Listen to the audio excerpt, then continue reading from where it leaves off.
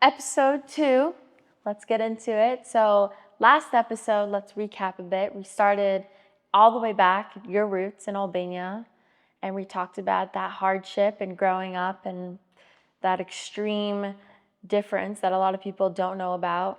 And then we talked about your Willy Wonka moment and, the kind of the process of getting the green card. Mm-hmm. And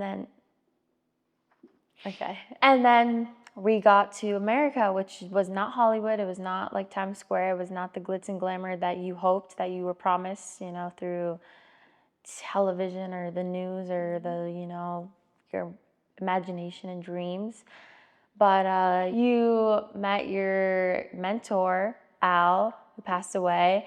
And then after that is where your life kind of changed, I think, around 13, 14 years old. So let's pick up from there and let's talk about awkward Greta and how Greta went from being awkward to cool enough, so that... I mean, I'm still always going to be awkward. But... Okay, that was so pick me, but okay. Well, no, thank you to everyone that's listening. Episode 2, we're really excited to share this next we can get story, into this next chapter, so to say, chapter 2. Chapter 1 was Albania. We left Albania. Now we're in America, and Worcester, Massachusetts, more specifically. So, can you tell me a little bit about like middle school to early high school days, Greta, before meeting Freddie? Yeah, of course. I think it was such an amazing time. I think once I rediscovered what TJ Maxx was, courtesy of my dad. Shout out to TJ Maxx. Having the employer discount, I became cool. I finally started getting some clothes. My parents were doing a little bit better, and I was able to learn what peanut butter and jelly sandwiches were, and fluff, because that's what the cool kids ate at lunchtime, with the chips and the Capri Suns and the cut apples. So I finally got like promoted to the cool kids table, and I was in the awkward lunch table anymore, where I had like pasticcio and burek with me. Although today that would be really cool, but back then people weren't as culturally diverse as they are today. Even feta cheese, I used to get bullied for eating it at lunch. People thought it was so weird. They thought it smelled funky. And today I feel like if you eat feta cheese like in Greek salad, like you're a healthy girl, like you're the it girl. It's very similar, honestly, to like the movies, I would say, back in the day, because people say like, oh, this isn't true, like mean girls like this don't exist. But I think like in today's high school they don't, like that to that extreme. Like maybe obviously mean girls do exist, but in a different way. But I definitely think like in the 2000s it was very like taboo and very weird, to be different. It was like everyone dressed the same, everyone looked the same, ate the same, that basic. I was different, and I think like once I taught my mom that like, hey, you can't bring my lunch in a plastic shopping bag or like throw it in aluminum foil. You got to put like on a Ziploc bag. Once I taught her those, like I got advanced to the cool kids table, because then I became the European cool girl. Besides lunches, what else about you changed, would you say? Or what about you did you embrace or kind of hide, I guess? Like what made you go from like awkward girl to cool? Because a lot of people, like, they have like these sad moments from high school. They're like bullied, and you obviously had those, but then you also have these like prime Greta in high school and middle school moments. Yeah, I realized that if I like made myself part of my community and my school, and I like spent a lot of time in different programs, became ambassador, like joined all these clubs in school, then I would be making friends, and if I made friends, then I became like a cheerleader for a hot minute. I was like, oh, if I just do all these things here, then you were a cheerleader? Sorry, I was a cheerleader. You never told me that. It was a hot minute. It was like a couple of months. Really? But I think what I'm trying to say is that in times in life when we feel outcasted, it is up to us to become part of the communities that we want to be a part of. And in school, like I realized that like, yeah, I could always be the awkward immigrant Albanian girl, or I could like do my best to make a seat at the table for myself and become like just like everybody else. So yeah, that's what I did. I kind of like camouflage myself in every room and try to enter different social groups and become everybody's friend as like the cool European girl. And then I would tell them stories about Albania, and then I would like share pictures of Albania. I would bring them rocks back from Albania. Like every time when I went to Albania in the summer, I'd bring them cool like gems. I used to tell them like, these are gems from the Mediterranean Sea. They're really just glass that had fallen in the ocean and become like little pebbles, but they didn't need to know that. They thought it was cool.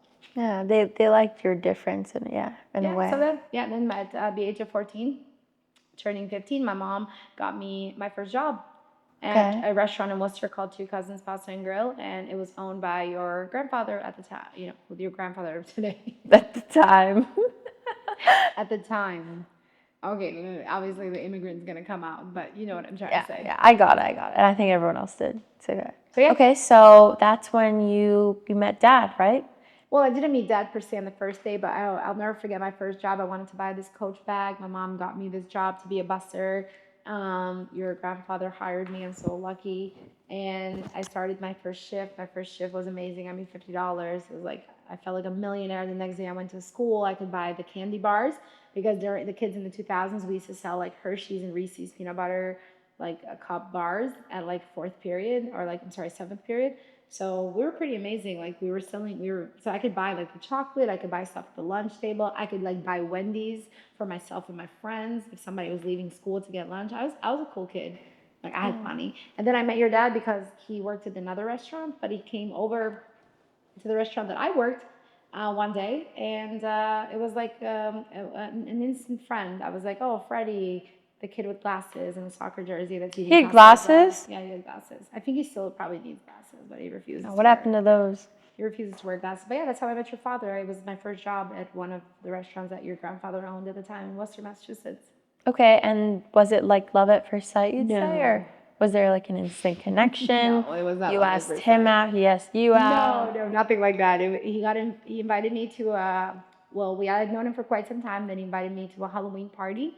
I went to the Halloween party that your grandfather was hosting, and it was cool. It was like my first party ever. I was like, this is so cool. I can dance. Here with my coworkers who are older than me, and then your father came over to ask my dad for a dance. What a And gentleman. what a gentleman, right? And then Aventura Cuando Volverás was playing. Uh-huh. And I was actually an incredible dancer. Okay. I've always been. I let your dad believe that I didn't know how to dance, and Freddie taught me how to dance bachata. Look And at it you, was like okay. so beautiful because it was like so romantic, but like also was my first guy like encounter because I was an Albanian girl, and my dad was watching me from the table, like just watching me. Were you scared that like, or As did soon you? as that song ended, my dad came and he's like, "We're leaving. We're going home right now." And that's what we drove home in silence with my dad. Wow. And that was my first encounter with a boy and Freddie, and it was like the cutest thing in the world. And I was thinking about that night forever. I was like, that was like the most beautiful night ever. And then I like Just like the went movies. back to work. So then after that, did he try to make a move or ask you out on No. a date? No, he was just a Okay. friend. So where do I come in here? So where did the friendship lead? Like how did the friendship go for more than a friendship? Well, yeah. Then eventually, Freddie asked me to a football So he game. did ask you out first. Eventually, yeah. How long did that take? Like a year? Yeah, it took a time. And we went to a football Slow game. burn. Okay. And when we went to a football game, he totally stood me up. He came at the end. But he made it up because he brought Starbucks. And He let you go to a football game by yourself? yeah. Like yeah, you watched the whole game by yourself? Yeah, he was like late because he had been up. Did you have a phone at this time? No. So why'd you wait? I would have left. Yeah, I know, but like whatever, I was already there. I had like lied to my parents, told them I was going somewhere else, and Okay. I had to just be there. I was an Albanian kid, Chiara. Like, if you wanted to go with a boy somewhere, like it was pretty hard to put it together. It was like an event. You had to, Yeah. there were so many logistical steps you had to take to make sure that your parents didn't know you were with the boy. So yeah, so he showed up late, but he made it up because he brought Starbucks, Chiara. And what you don't know is that Starbucks was the coolest thing during that time. They had just come to Worcester, Massachusetts, and if you had Starbucks, like you were like a king. And like he brought me white chocolate mocha, and that was like the most incredible thing at that time. And caramel frappuccinos, like everybody knew, like if you were a girl, you were drinking those, you were cool. So he brought me that, so I was like, I'll forgive him. And yeah, and then we became friends. And I would only see him at the restaurant. Like it's not like I could see him outside the restaurant. It was very difficult for me. My parents didn't let me date. My parents didn't let me go out. Did he ever make it? Like, did he ever ask you like to be more at that time or no? No, not really. It was like purely friendship. Yeah, and then He'd even make a move on the first date. No. Okay. He left. He barely came. Yeah, but he came at the end, and did he like drive you home and after? then you know what, me and Chiara, now that I think about it, Chiara, like me and your father were like, we probably shouldn't have been together, like, cause you know, like fool me once, shame on you, fool me twice, shame on me. Well, he fooled me like 3 times. The second date, he also stood me up. It was a horror movie, and I watched it by Literally myself. a horror movie. Okay. I watched it by myself. He never came. And then like the third time he stood me up as well because he was playing soccer. and he had forgotten, and the game had gone overtime. And I was like, bro, like this is not gonna happen. Like every time I try to see this guy, it's just like he stands me up. But like I don't know. I guess I kept like waiting for him. That sounds pathetic when you hear it now. And yeah. Everything happens for a reason. So. And then, but when he stood me up for the soccer game incident, he did send me a bouquet of roses to the restaurant, which I thought was the most romantic gesture in the world. I was like, oh, but I couldn't take the roses home because I could never bring them home. So what'd you do with them? I gave them to the servers, Aww. the girls. But you know, now I realize that like it wasn't that romantic as I thought in my head because your dad had access to his father's account at the florist for all the restaurants. So all he did was just put an extra order in. I thought he had like done this grand gesture. I mean, it's the thought that counts, right? Nah. No. If you know Freddie, you know that that was just, he just threw that in there. Like last minute decision. He was like, oh, damn, like let's get her flowers. But yeah. And then he asked me like way after that to be his girlfriend at Barnes and Noble's in Worcester, Massachusetts. Wait. So he stood you up 3 times, got you 1 bouquet of roses, nothing, and then asked you to be his girlfriend? Yes, at Barnes and Noble's. Wait. Like actually there was like silence, like there was like nothing. Yeah. No, like, no silence. Dates leading up to that. No talking, just Yeah, he like. was like, hey, do you want to be my girlfriend? And I was like, okay. So that's how we became boyfriend and girlfriend. Obviously not what you wanted to hear. It was very weird. But like that was like the 2000s. Like things were strange back then. Plus I'm an immigrant girl from Albania. Like there's dating logistical hurdles that we have to overcome. And then how often would you guys see each other after that? Whenever like we would find some time, like whenever I could get out of my house. Okay, so I guess like the $1 million question then is where did I come in here? Obviously, as things heated up throughout high school, you know, the grand act, without naming the act, comes along. You did not have to say that. I don't know what you want me to say. The grand act happens. Oh wow, you said it again. Please don't say that. Like that's so weird. And we were, you know, it was like he was like the most amazing person in my life because Freddie was like the yin to the yang. I was the extrovert and he was the introvert. And he was like this big believer. He always let me be myself, which meant that I would talk for nonstop and he would get 3 words in. But that was a perfect relationship. And we were just like, we were living on this high. And sadly, it came out to a crashing end. But we were living a life in the fast lane. Everything accelerated really quickly. It was our senior year. I knew I wanted to become like a lawyer. I knew I wanted to go to Albania. Freddie knew he wanted to go into the restaurant industry to help his father. I don't think he wanted to go to college at that time. And like we had like this grand plans for ourselves. And then I find out I'm pregnant. Did you ever picture like a life with him outside or like after high school? I would be lying to you if I said yes, because I wasn't the type of girl where I saw like, you know, 20 years into the future. I just knew that we were having fun. And I knew that like this new experience with Freddie was like, wow, like, you know, I have a guy that cares for me. Like I have a guy that like loves me and, or you know, my definition of love at, you know, 17 years old. And yeah, I thought it was like this grandiose life. Like, wow, life is so dandy. Like what could go wrong? Like life in the fast lane, like dates, movies, you know, like going to the diner, like going, you know, to Newberry Street in Boston. Like what could go wrong? How did you find out you were pregnant with me? I found out I was pregnant with you because I went tinning and I got really nauseous and I wanted to like, you know, vomit. And I was like, oh my God, something's wrong with me. And then I was like telling my friends and they were like, hey, could you be pregnant? And I was like, pregnant? In that moment, did your like life kind of, or did you like, I don't know, I like. think I was nauseous again. Yeah. And I think like when you're an Albanian girl, like being pregnant is something you can never do. You can never be pregnant. Like, what do you mean? Did you kind of just say like, no, I'm not pregnant and go on with it? I did for quite some time. I actually didn't take a pregnancy test till I was 4 months pregnant. So for the longest time, I was just like, no, I don't think I'm pregnant. I think I'm sick. I think it's just a missed period. And yeah, I was 4 months along when I finally decided to be brave enough to take a pregnancy test and realize that, oh my God, I am pregnant. Like, what now? Wow. And how long after you took that did you wait to tell dad? Or? Oh, I told your dad immediately. Okay. Like, I was like, oh my God, I'm pregnant. That's just how you spit it out to him? Like. Yeah, Freddie was like very cool. Like, I think. How did he react? He was just like, oh, okay, we'll figure it out. So did he know that he wanted to keep it, or did you have like? Freddie's Catholic, and like he always believes that like, you know, if we have to give it a like pro-life, right? Like he believes in like giving a child a choice to live, and like He was very strong about that opinion.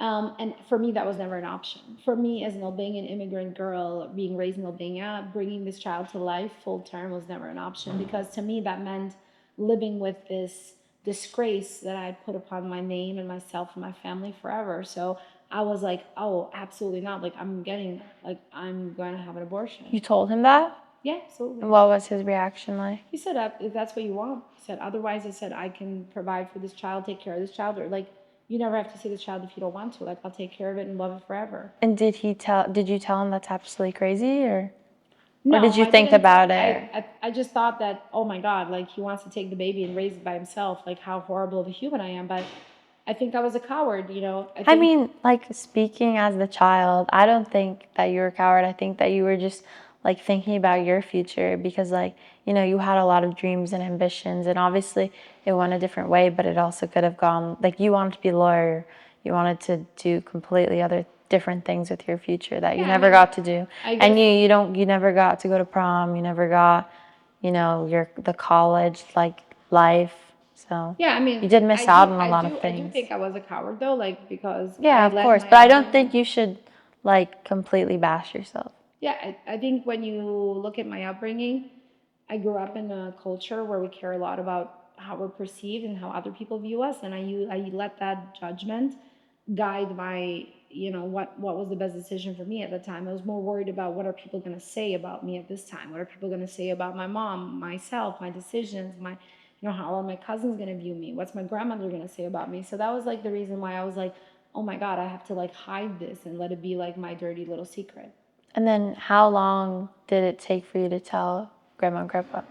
I told them like soon thereafter, because I was starting to show my stomach, and when I told them, the whole world shifted. Like my parents, it was the saddest day in their life. Like I remember them just crying on forever. How did you tell them?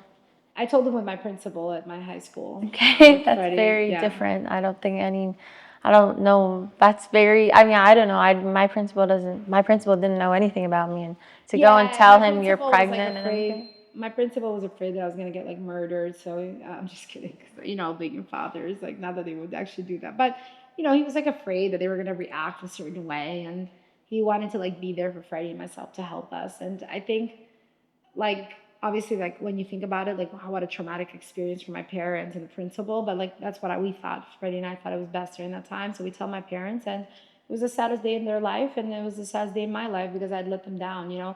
If you were listening in episode 1, my mom left everything she knew behind to come to this country for me to have a better life, and she really wanted me to chase every dream and desire. We didn't talk about that early days, but when my mom moved here, she worked at Dunkin' Donuts. My dad worked at Papagino's. They got any job that they could, the classic immigrant story, to give me a better future, right? My mom hung up her white coat to give me a better future, to let me become and seize the American dream. And I felt like I'd let her down because she left Albania to come here for me. And here I was, getting pregnant at such a young age. To me, I was a disappointment to myself and to my mom, to everything she had done for me leading up to that moment. Wow.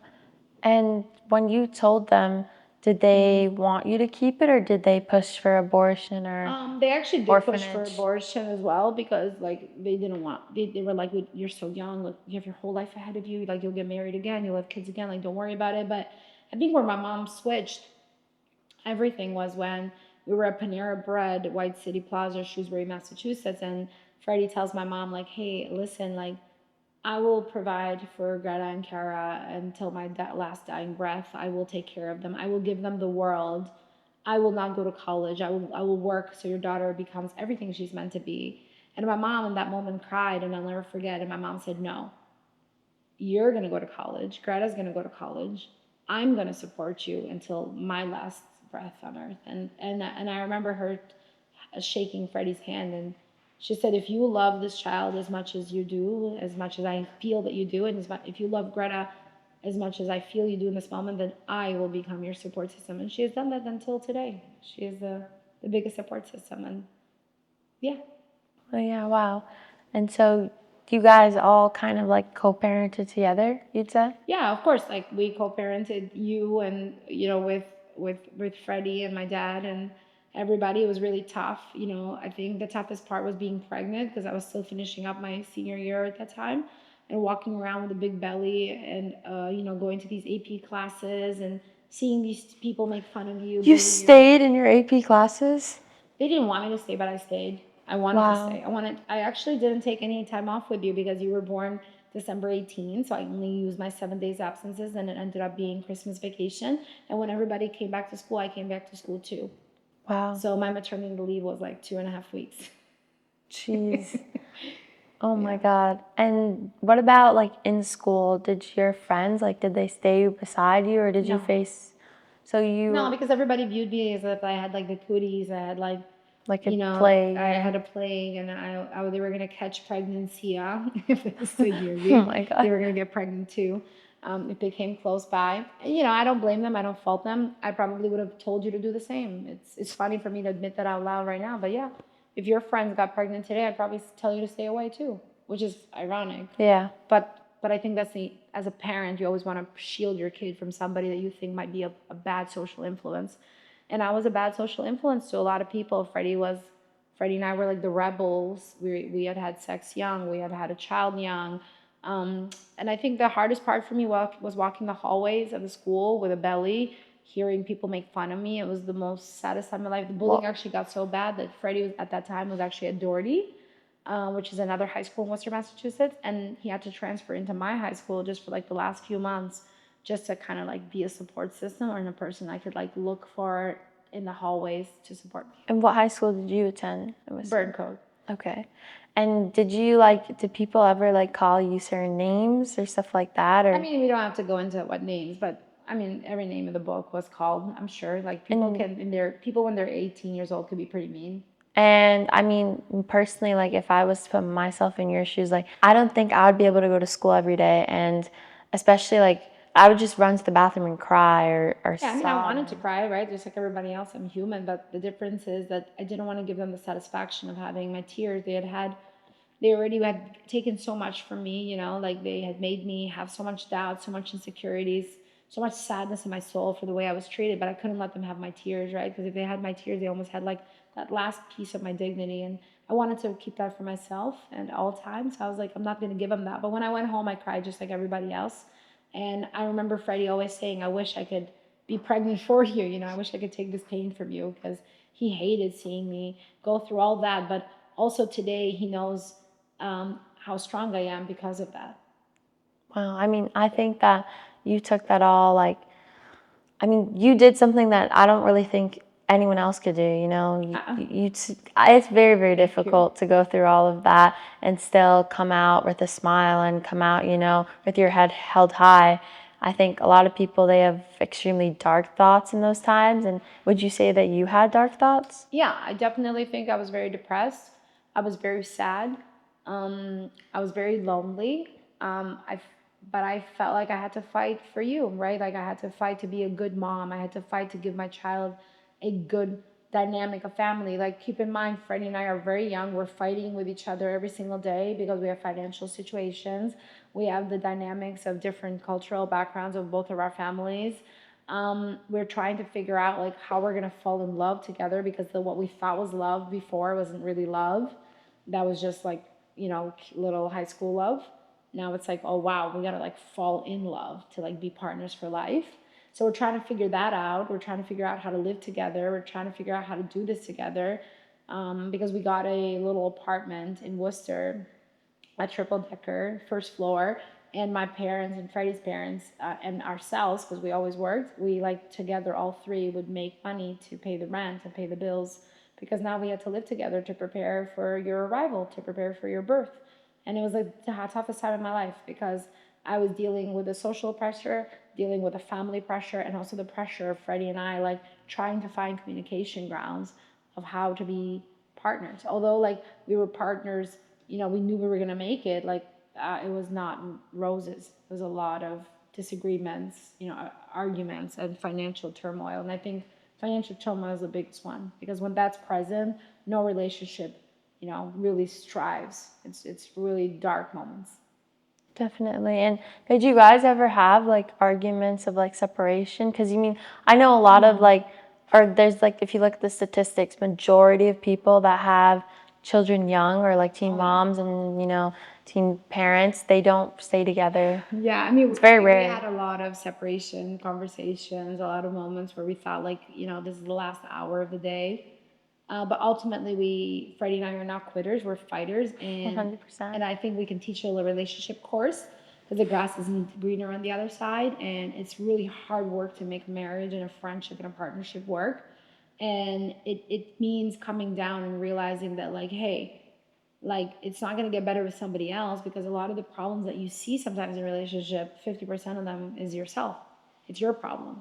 So you got to troubleshoot yourself, and then that person troubleshoots themselves, and then you find out that, oh, you come to a peaceful resolution, kind of like this chessboard in Good front of us. You kind analogy. of meet in the middle, and we had to keep doing that over and over again, because not just because I was arguing with Freddie didn't mean it was Freddie's fault. Maybe it meant that had so much aggression inside of me because of the dark thoughts that I was having, and I was just taking it out on Freddie, or vice versa. Yeah, 100%. And so then now you have me, and then that's like on top of it, like, all the stress that you had, and I have a crying baby. Well, wait. Well, let me tell you a couple of moments before that. So, Okay. your baby shower ends up being a surprise party. You had a baby shower? I didn't have a baby shower because I didn't have anybody that supported me in the baby shower. But what happened is I was a server up until birthday. Like, literally the day I gave birth to you, I still worked a morning shift, and then I went in for induction and to be induced. Wow. And my regular customers threw me a baby shower, and they bought me like a stroller, a car seat.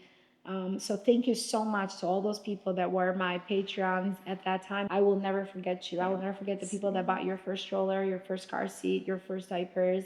People that gave me $100 tips, and they would leave it inside the checkbook and say, take care of yourself. You're gonna make it.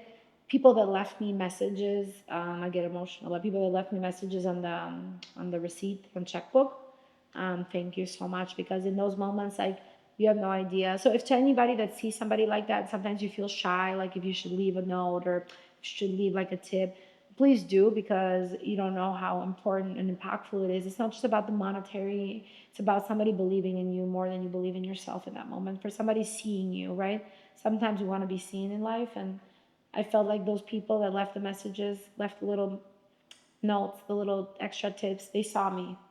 And in that moment, I existed and I mattered. And I went home at night and I said, I mattered. Like Sharon, she saw me today, and she gave me a car seat, and I matter, and I'm gonna make it. And thank you to all those people. So your baby shower was a surprise. And then I still worked a shift, and then I went into UMass and I gave birth. On the day of the baby shower, when you were surprised, were you like immediately met with like all that emotion? Like, did you like? Yeah, I was met with that emotion. That morning I'd argued with my father, and it was a tough day emotionally, and yeah, I was met with a lot of emotion, and I'll never forget that day. That day is one of the most important days in my life, and I want to let everybody know that's listening. I was a very hard time in my life, very dark time in my life, and when those people gave me that surprise baby shower, they saw me and I existed. And I think I keep saying that word, they saw me and I existed, because I want anybody listening to know that if there's a moment in life that you could see somebody else, see them, because you don't know how important it is that day in their life, like that you saw them and they realized that they matter. And those people telling me that it was okay that I was pregnant, that it was okay I was having a baby, because I was gonna make it, was so important. Yeah, I think that sometimes you overlook like saying something that little because you're like, oh, like what'll that like change for them? Like you don't understand how much those words affect someone. Yeah, so that was it. And then we had you you were born at 8:24 a.m. on December 18th. You came into this world, and your dad and I were in server outfits before we went to the hospital to give birth Oh my to you. gosh. Both of us were dressed in black. Wow.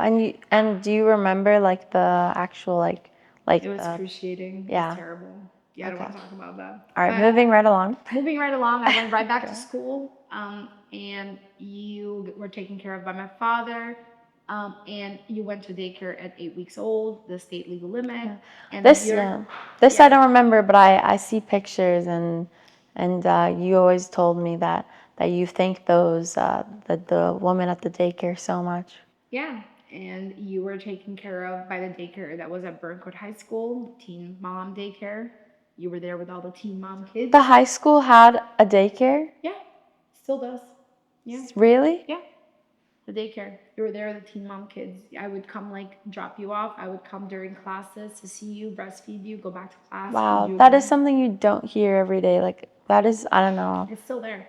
That's So crazy. you were raised in the daycare in the school. I would drop you off, go to class, come to feed you, go back to class, come to feed you, go back to class until we went home. So you were taken care of by that. And yeah, and then your father and I, fun fact, we got married on our way to work because they told us it was like a tax season was coming up. They were like, you should get married for taxes. So one day on our way to work, we like, let's get married. Like we have to just do it. We went to City Hall in our server outfits and we like got married in our server outfits, and like somebody like a clerk was our witness, and it was like really funny. Like we weren't even wearing like wedding clothes or anything like that, not even a white dress. So I've never had a wedding, fun fact, and that is the only wedding I know in a server outfit. Did you guys say like your vows and stuff or I think we anything? said like, yeah, I love you. Okay, I love you. And I don't even remember. Oh my It was God. like, put up your hand. You swear to love. Yeah, yes, yes, yes, sir. We went back to work and we got married. Wow. And So I then don't even know when I'm married. Like you don't know the date? I don't know, sometime in January after you were born. I don't remember the date though. Oh my God. I have no idea. So Freddie and I celebrate like December 5th is the day of Barnes and Nobles because it's the only day that ended up being the most significant day in our relationships. So that's the date for us. Yeah, that's when you celebrate your anniversary.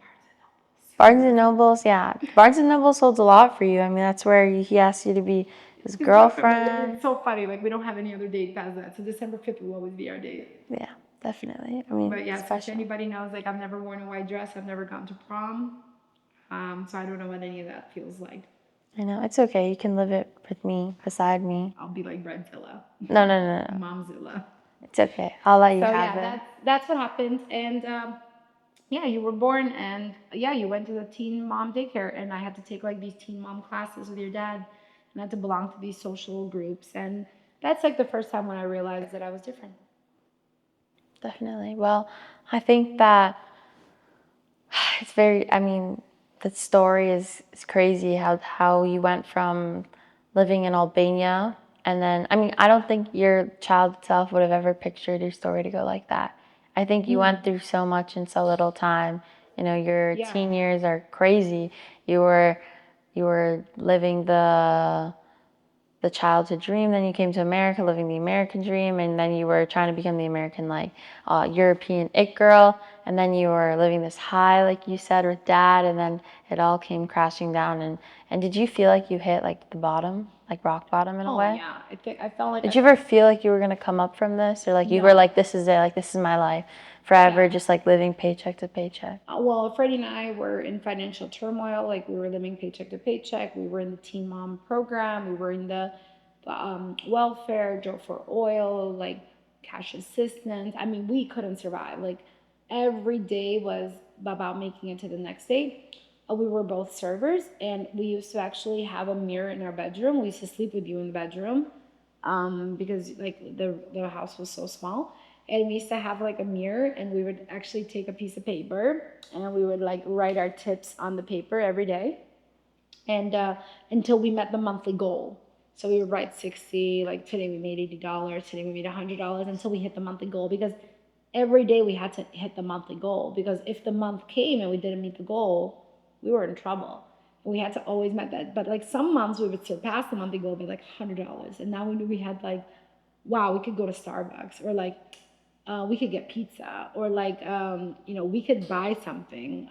Your dad and I always shopped at Goodwill in those early days. A lot of people don't know that. Yeah, I still remember that from my early childhood as well. And for you though, we would go to Gymboree. Like for you, we would always want to buy your clothes at like Gymboree, and like we always wanted to dress you up, get fancy. I remember like the little TVs they had there and like the chair, and I would like sit there. It was so much fun watching TV there, waiting for you. And yeah, I would always show up with new outfits. Even when I was a little girl, everyone would be like, "You're so stylish. You dress so well." And you know, people didn't know the struggle that was at home. Yeah, the struggle that was at home was that your father and I, like, we didn't have much, but like as long as you had something, and if we could make extra money that month by adding that bill up from the mirror, and we could give you like Gymboree clothes, then that was a perfect day for us, or perfect month for us.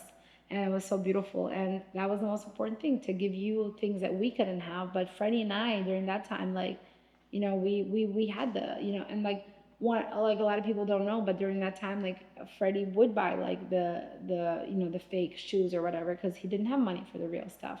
And like, a lot of people, when they see Freddie now or myself and buying these nice stuff, it's just because like we could never own some of these things before that we buy today, because we it was, we couldn't afford them. And yeah, it's I guess you can get emotional about that, but there's I a lot mean, of I things. think it goes a lot deeper. Like people, like they try to be like, oh, you're so materialistic, like you, like designers, not all that, like all these things, but it's like so much deeper than that in a Yeah, way. for dad, buying shoes is very special. Like back in the day when your dad grew up in New York City, like he's buying like the fake shoes. He didn't have money, right? But Yeah. like, so now that he can, like he's a shoe collector, but it's a very special moment, because when he was a kid, he could never have the shoes that he wanted, and he would have like the knockoff shoes. So now that he can have it, now he loves buying shoes, and it's just something that's sentimental to him, that reminds him of a special time in his life. And that was for Freddie and I too. Like those Goodwill days, I remember we bought our first couch at Goodwill, but I think they had like cockroaches. So I remember we brought the couch outside and we like washed it, because we didn't have money to buy another couch. So like Freddie and I are outside like washing the couch, like foaming it, like spraying it to get like the cockroaches out. But it was tough. Like, I mean, that was your first, and I was always so afraid to sit on that couch. Freddie didn't care. He was like, we already cleaned it, it's fine. Like the couch that we had in our living room, I like never sat in it. I don't even think I sit in our couch in our living room now. I must have like some Yeah, you must have some PTSD or PTSD something. trauma from Because it. I was like, oh no, Freddy cockroaches are gonna come out. He was like, Greta, I cleaned it. Like he's like, there was only a few, and I was like, oh my god. But yeah, we grew up. We grew up. It was a tough. It was a very very tough beginning, and Freddie and I realized that we had to do better for ourselves, and that's where we'll leave it. We'll leave it there. We had to do better. Definitely. And I think the next episode we'll talk a little bit, I think from when I can remember my childhood a bit, and then, into where we really started to see the light and, keep climbing and climbing and climbing up the ladder, figuratively and literally.